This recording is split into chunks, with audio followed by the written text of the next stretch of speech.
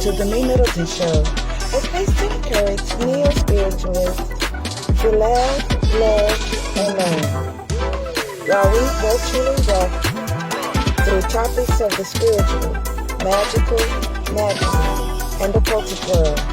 I am your host, Edina. You have now entered the MeMyddleton Show. Welcome to the MeMyddleton Show. I am very grateful that you decided to spend your time with me as we discuss all things spiritual, magical, natural, and occultic. You could have spent your time elsewhere, but you chose the MeMyddleton Show. Thank you. Although I'm excited to discuss today's topic here in our third episode, it's a bit serious. I want to bring awareness to the uninformed, the misinformed, and the gullible.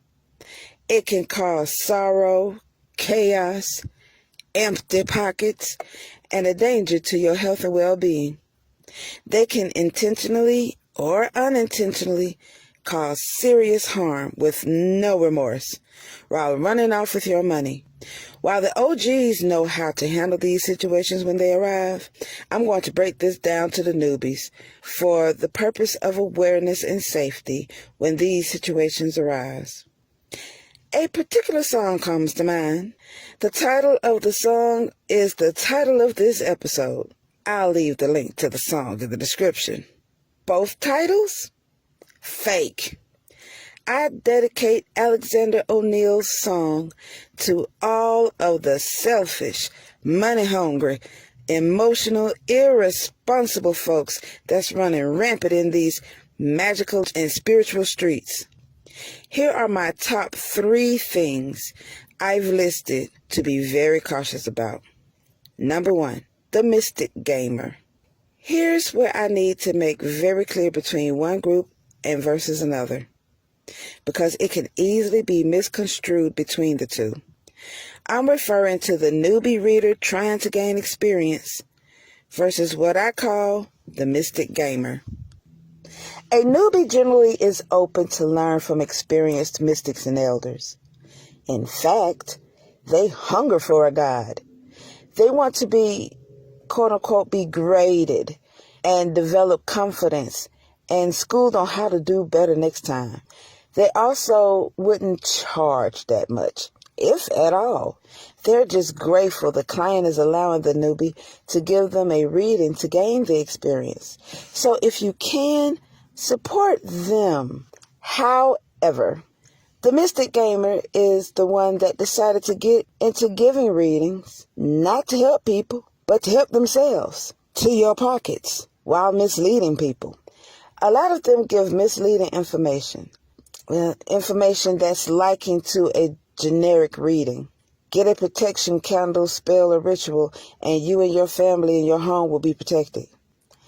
These people also rush you to make moves under the guise of urgency due to a window of time.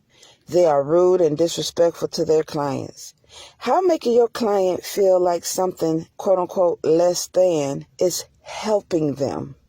There is a difference between telling the truth to your client and shooting them down. Oh, I will tell you the truth, and it might hurt your feelings, but I will not degrade or disrespect you. That's disgraceful and unethical. Don't give these people your hard-earned money.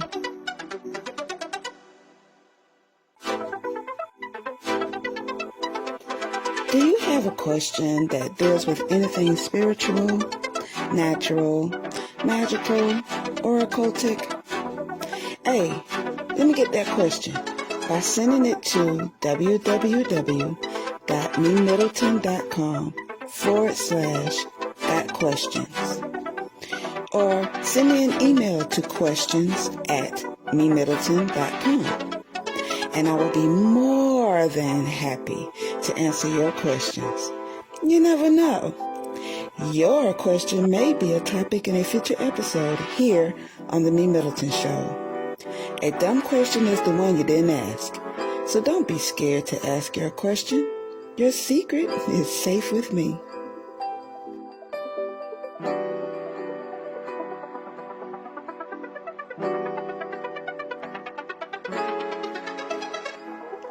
What would you like to see coming from the MeMyddleton show? You have any suggestions? Well, good. Send your suggestions to contact@MeMyddleton.com or visit MeMyddleton.com/contacts, and I will be super happy to read your suggestions. I'm very open, so send them on over.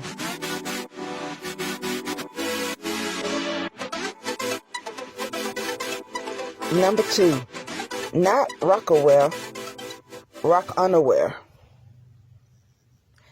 I have seen many people wearing spiritual symbols and not even know what it means, or they got a watered-down version of it, but not the full or real meaning. Story time!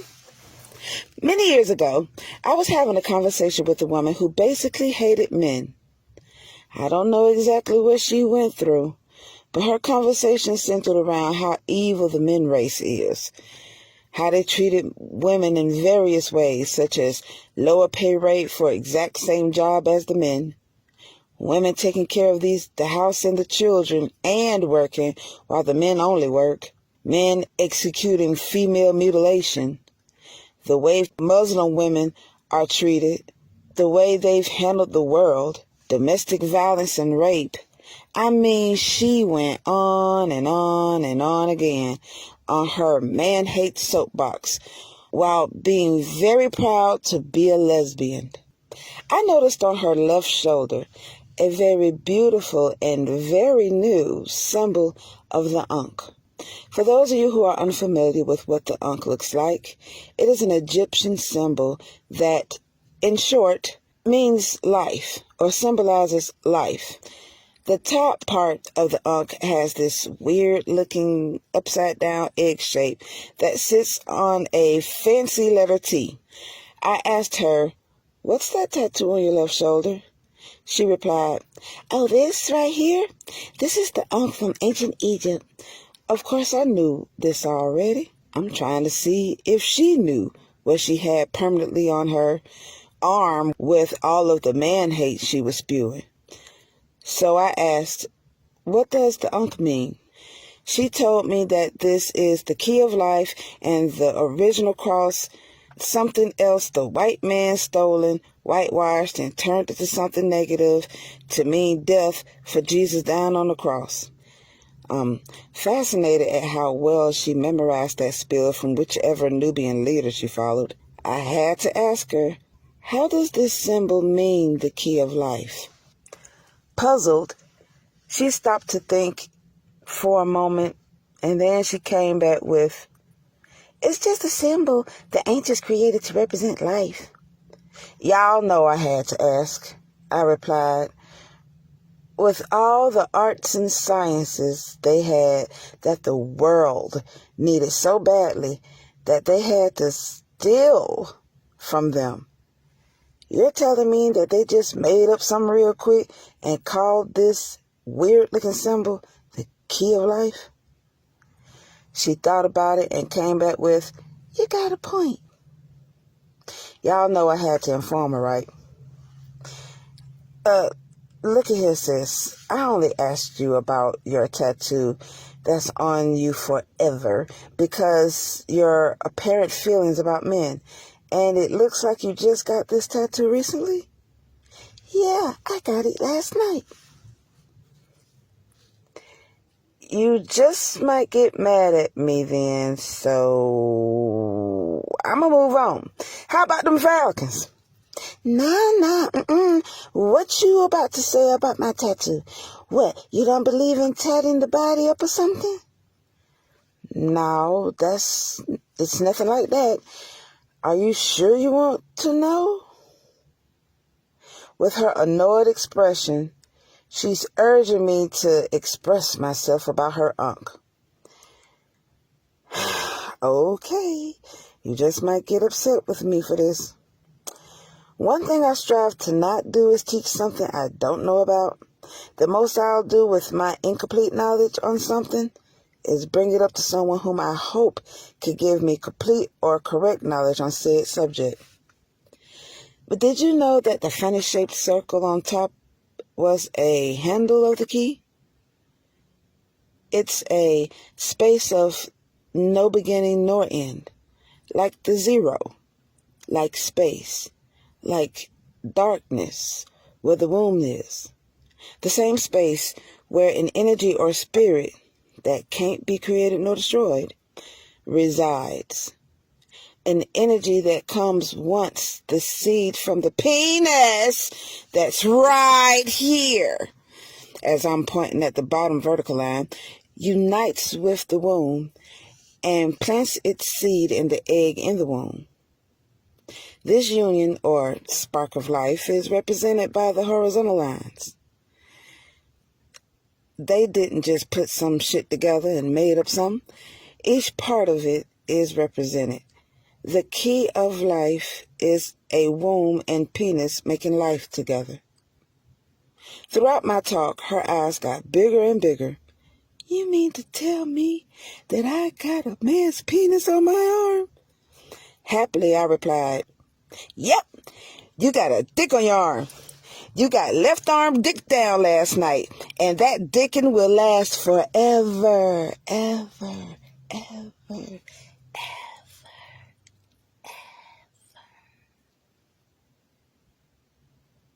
But why didn't she know this before getting a whole tattoo? That looked like another fake no-tip to me. Number 3, the DM Savior.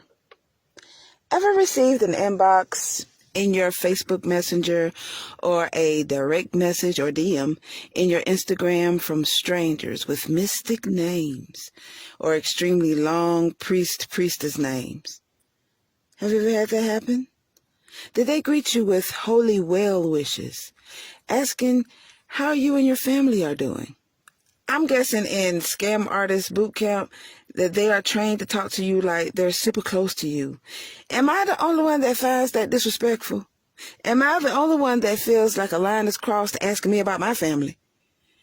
They don't know me like that.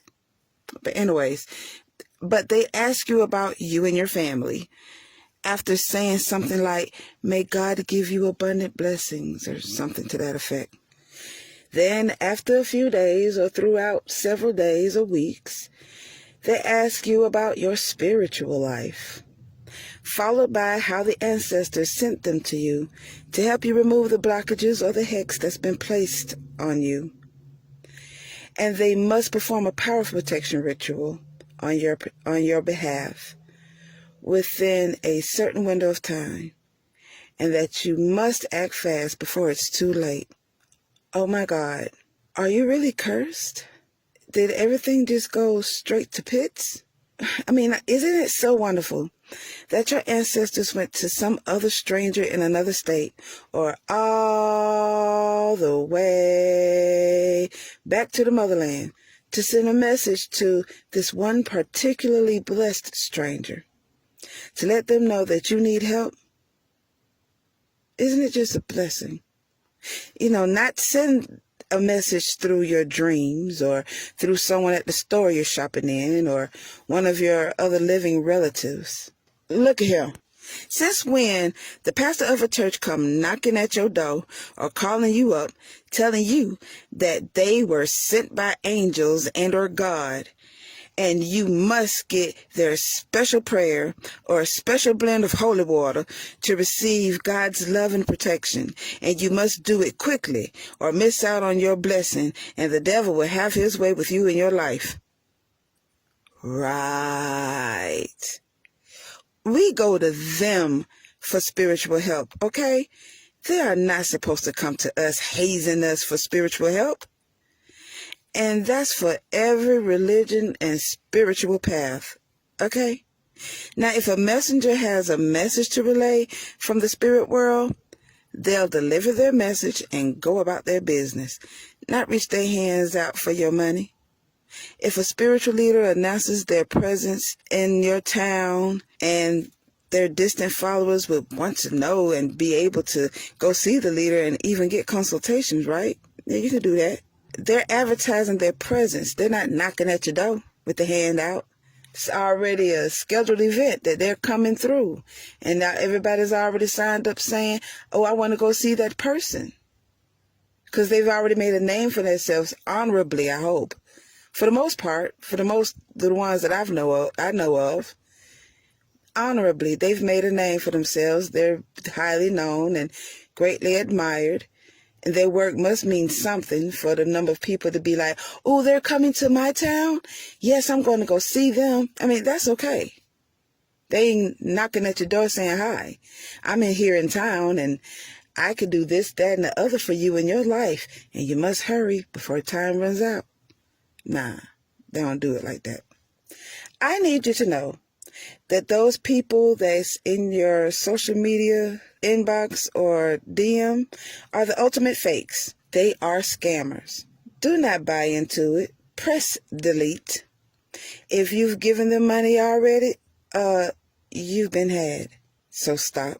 Don't give them any more of your money. Stop. This concludes our 3rd episode. Did you enjoy it? Ooh, I hope you did. Did you learn anything? I hope you gained a great deal of information. Did this leave you with questions? I hope you got plenty of those too. So send those questions to questions@MeMyddleton.com or visit MeMyddleton.com and click on the Got Questions tab. Fill the form and send us your question. It just might be a future topic on the MeMyddleton Show.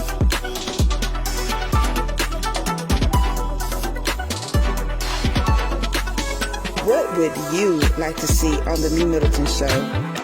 Do you have any suggestions? Send them over to contact@MeMyddleton.com or visit MeMyddleton.com/contacts. And I will be super happy to read your suggestions. If you're listening in on Podbean, Spotify, Amazon, Pandora, or any other podcast vehicles, please leave a comment. It will surely help me out.